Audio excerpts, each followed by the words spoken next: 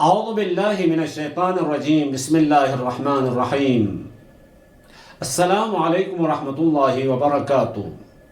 مولا امیر علیہ السلام کی ولایت کا اعلان ہونے کے بعد سب سے پہلے مبارکباد کہنے والا کون تھا؟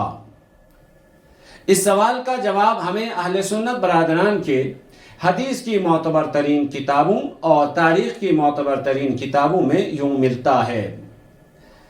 جناب ابو ہریرہ صحابی رسول نقل کرتے ہیں، 18 ذی الحجہ کو غدیر کے دن پیغمبر خدا نے لما اخذ النبی صلی اللہ علیہ وآلہ وسلم بیاد علی بن ابی طالب، غدیر خم کے دن تھا جب حضور نبی اکرم صلی اللہ علیہ وآلہ وسلم نے مولا امیر علیہ السلام کا ہاتھ پکڑ کر فرمایا، الست ولی المؤمنین، کیا میں مومنین کا ولی نہیں ہوں؟ تو انہوں نے عرض کیا کیوں نہیں، یعنی بلا، قالوا بلا یا رسول اللہ۔ تمام اصحاب، جتنے بھی اصحاب 1,00,000 کچھ اصحاب تشریف فرما تھے، سب نے یک زبان ہو کے کہا کیوں نہیں اے اللہ کے رسول۔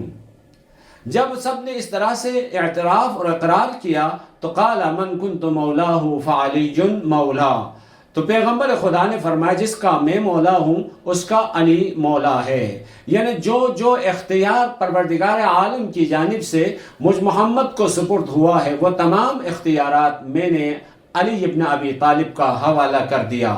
جب مولا امیر علیہ السلام کی ولایت کا اعلان فرمایا تو اس وقت فقال عمر بن الخطاب بخن بخن لك يا ابن ابي طالب اصبحت مولاي ومولى كل مؤمن وكل مسلم فانزل الله اليوم اكملت لكم دينكم۔ جب اعلان فرمایا تو حضرت عمر بن خطاب نے فرمایا مبارک ہو اے علی ابن ابی طالب، آپ میرے اور ہر مسلمان کے مولا ٹھہرے۔ تو اس وقت اللہ تعالیٰ کی جانب سے یہ آیت نازل ہوئی، آج میں نے تمہارے لیے تمہارا دین مکمل کر دیا۔ اس حدیث کو امام طبرانی نے اپنی کتاب میں نقل فرمائی ہے۔